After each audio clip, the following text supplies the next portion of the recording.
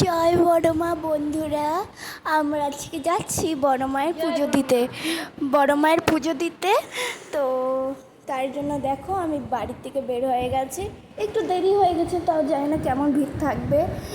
আজকে প্রথমবার আমি অনেক দূর থেকে এসেছি, আলিপুরদুয়ার থেকে। তো তার জন্য লজের থেকে বের হয়ে আমি এখন বড় মায়ের মন্দিরে যাব। দেখতেই পাচ্ছ আশেপাশে কি সুন্দর পরিবেশটা, খুবই সুন্দর। আমার খুবই ভালো লেগেছে এখানটা। দেখো কত সুন্দর মায়ের ছবি টবি বিক্রি করছে সবাই, ভালোই লাগলো।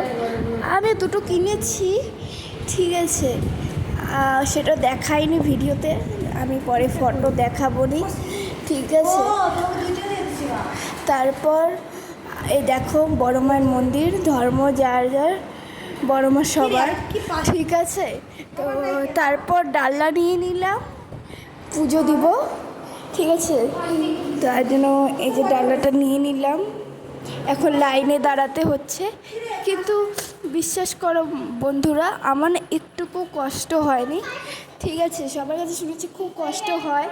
কালকেও আমার একটা বন্ধু বলেছে, আমার বন্ধুরা বলেছে যে অনেক কষ্ট হয়, খুব গরম, কিন্তু আমার মোটেও গরম হয়, কষ্ট লাগেনি। আর এটা আমার মা, দেখতেই পাচ্ছ বন্ধুরা। তাহলে দেখা হবে পরে। আমার হাতে ডালিটা আছে, তার জন্য মানে পুজো দিতে অসুবিধা হচ্ছে। বন্ধুরা বাই, আবার কালকে দেখা হবে, টাটা।